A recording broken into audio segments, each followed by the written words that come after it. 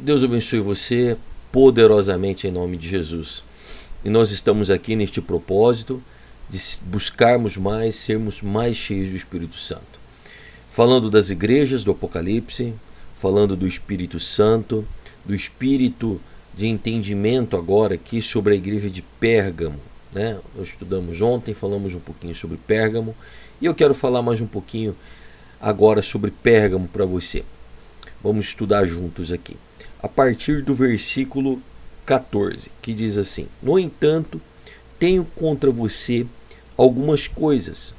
Você tem aí pessoas que se apegam aos ensinos de Balaão, o qual ensinou Balaque a armar ciladas contra os israelitas, induzindo-os a comer alimentos sacrificados a ídolos e a praticar imoralidade sexual. Vamos entender aqui quem é Balaão. Balaão é uma figura enigmática do Velho Testamento que viveu contemporâneo a Moisés. Então, na época em que Balaão entrou na história, foi quando o povo de Israel estava no deserto. Eles estavam saindo, estavam viajando pelo deserto para a Terra Prometida. E Balaque, que é esta figura que apresenta aqui agora, Balaque, ele era o rei dos Moabitas. Então ele não tinha interesse nenhum que Israel entrasse em suas terras.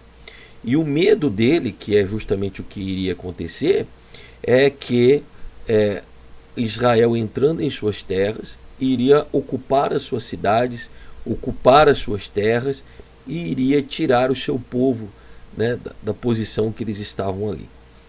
Então ele decidiu amaldiçoar, decidiu fazer uma mandinga, decidiu então chamar a situação, os espíritos, os guias, as pragas, para destruir Israel. Então ele chamou nada mais, nada menos do que um homem muito ligado ao reino espiritual. É lógico, um homem que não era de Deus, mas ele era um feiticeiro.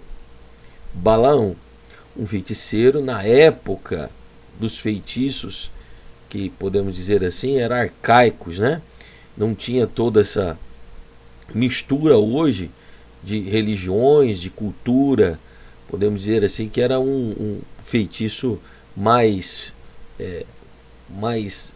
menos misturado com o que nós vemos hoje, mas provavelmente era alguma coisa assim bem sutil e que funcionava, porque senão Balaque, o rei, não iria chamá-lo para proferir pragas contra Israel. Então, na verdade, você pode conhecer a história, você pode ler a história depois. Balaão, então, ele não profetizou contra Israel porque o Senhor Deus não permitiu. Ele procurou consultar a Deus se ele poderia profetizar contra Israel. E ele se chegava diante das entidades, diante das coisas espirituais, fazendo feitiços, enfim. Mas teve um momento que Deus falou com ele, que ele realmente apenas se colocou ali à disposição diante de Deus, sem artimanhas espirituais nenhuma. Então o Senhor disse para não amaldiçoar. Mas como os homens insistiam e diziam: vamos, venha, porque o rei quer falar com você. Então o Senhor permitiu. Só que o Senhor então inverteu. Em vez de Balaão amaldiçoar, então Balaão abençoaria o povo.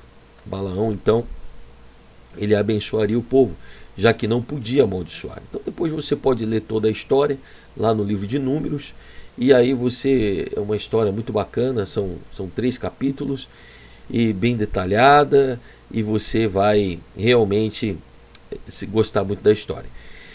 Mas no frigir dos ovos, que Balaão não conseguiu então profetizar contra, mas apenas a favor, e ele era, podemos dizer, amigo de Balaque e também queria dinheiro, ele não desobedeceu a Deus, porque ele saberia que mesmo todo o dinheiro, todo o reinado pela desobediência a Deus, então ele seria amaldiçoado por Deus.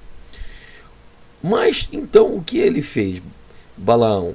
Balaão foi sutil.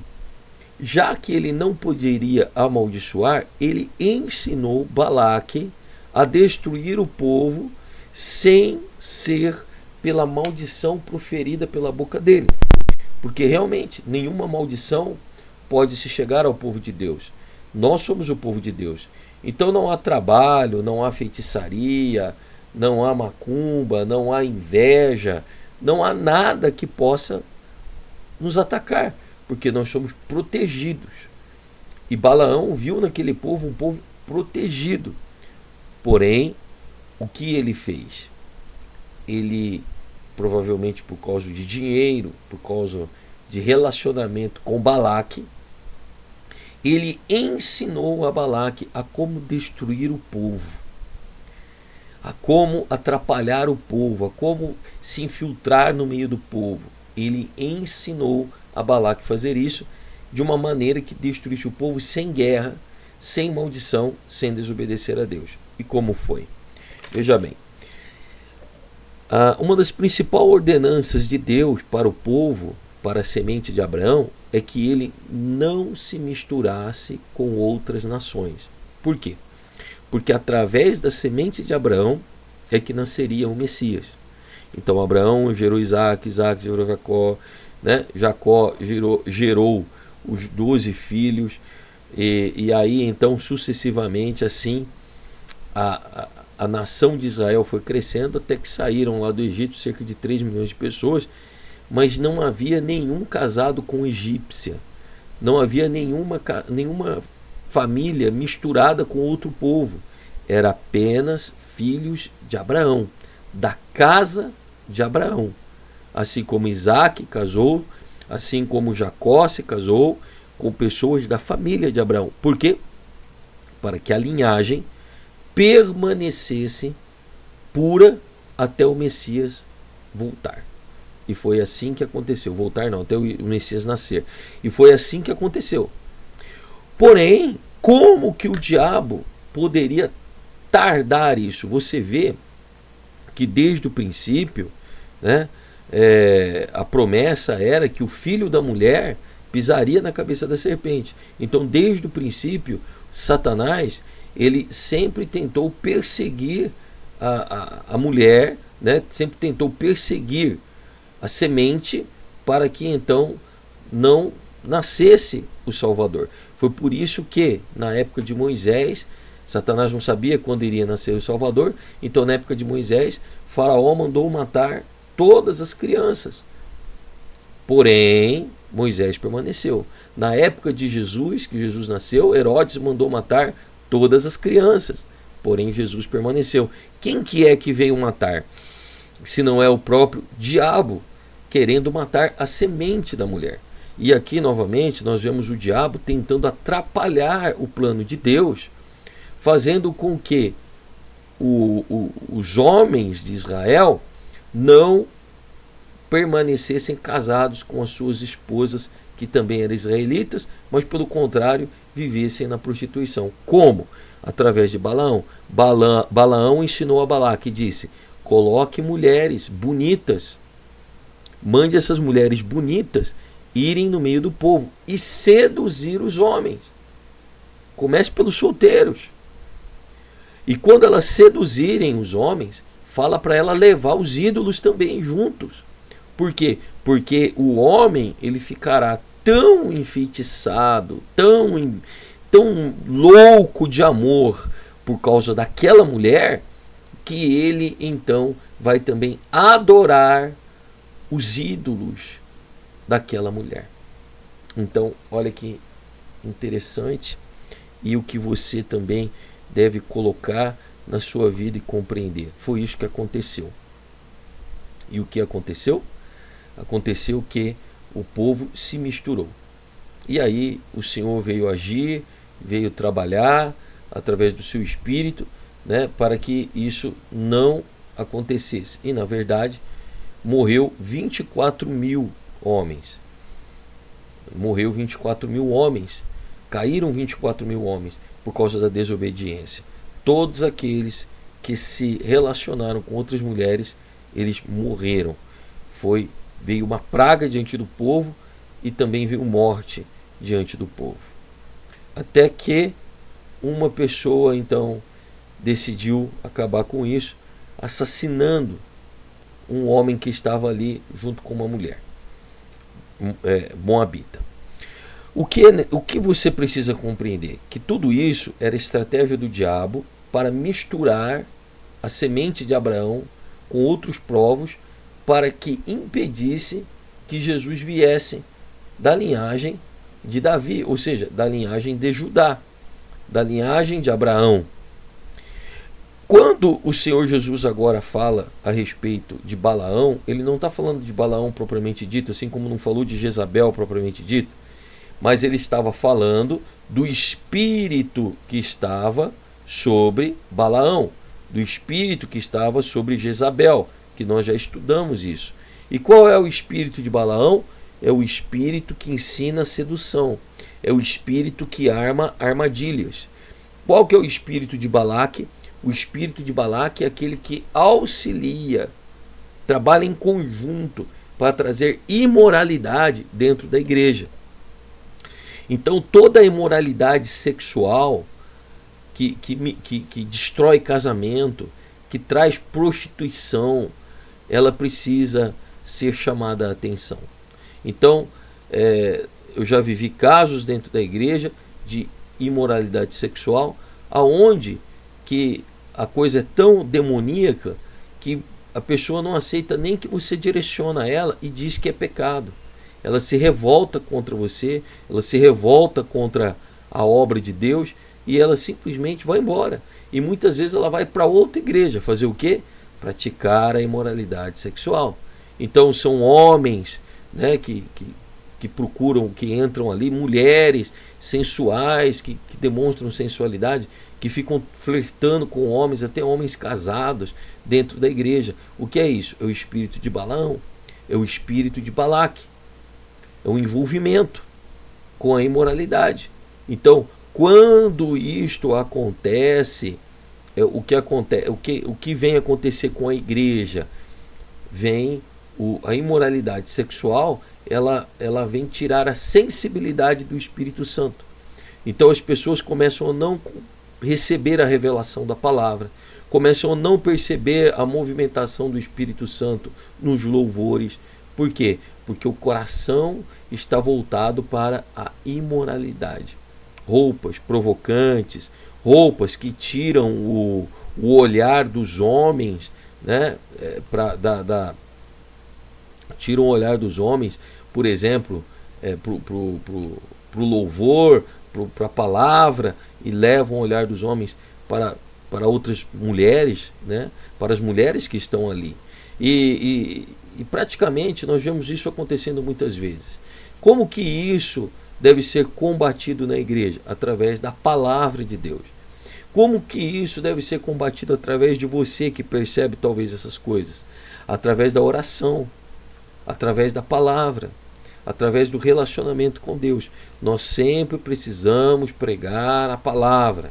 Nós sempre necessitamos de pregar a palavra. A palavra de Deus é a espada de dois gumes, né?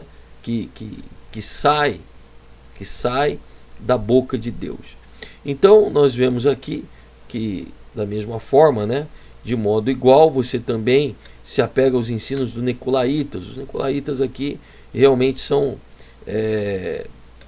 não cita na Bíblia, não há menção, mas a palavra significa dominadores do povo, ou seja, ele traz a ideia de que existe alguém que está mais perto de Deus do que a outra pessoa. Então, de repente, o pastor está mais perto de Deus, de repente, um líder está mais perto de Deus. Isso é mentira. Todos nós estamos perto de Deus. Todos nós estamos próximos do Senhor. Então ele diz: portanto, arrependa-se, senão virei em breve até você e guerrearei contra eles com a espada da minha boca. Ora, qual é a espada? A espada é a palavra. E por que então o Senhor está falando: arrepende-se, para mim não usar a palavra? Porque a palavra é apta também para chamar a atenção.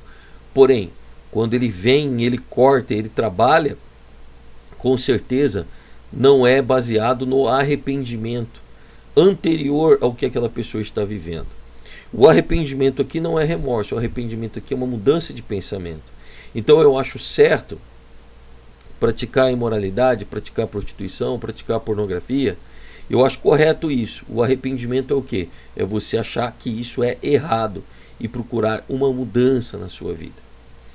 Então a Bíblia diz: quem tem ouvidos, ouça o que o Espírito diz à igreja. Aquele que vencer, darei do maná escondido. Também lhe darei uma pedra branca com um novo nome escrito nela, conhecido por aqueles apenas a que recebe. Então nós vamos falar sobre isso amanhã. Eu quero orar com você neste momento e dizer em nome do Senhor Jesus Cristo que nós estamos aí já chegando no final, falta apenas alguns dias, mas estamos firmes nesse propósito e sabemos que o Senhor tem muitas bênçãos para nós.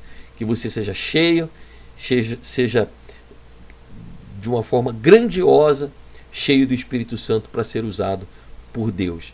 E lembre-se, não aceite a imoralidade sexual. Não aceite o pecado sexual na sua vida, porque ele não afasta você de Deus, porque você não pode se afastar de Deus, mas ele faz você insensível às coisas do Espírito Santo. Vamos orar. Grande Deus e eterno Pai, nós nos chegamos na Tua presença, sabemos que o Senhor tem coisas grandiosas e poderosas para as nossas vidas. Meu Pai, em nome de Jesus, que a cada dia o Senhor possa nos encher do Teu Espírito Santo, nos capacitar na Tua presença e nos fazer, meu Deus, prósperos nos Teus caminhos. É isso que nós pedimos, Te louvamos e Te agradecemos. Em nome de Jesus. Amém. Amém? Não deixe de buscar o Espírito Santo. Não deixe de dar o seu like aí e compartilhar este vídeo. Não deixe de ter o seu tempo com Deus. Tenha o seu tempo com Deus. Fale com o Espírito Santo de Deus. Em nome de Jesus. Deus te abençoe. Fique com o Senhor e até amanhã.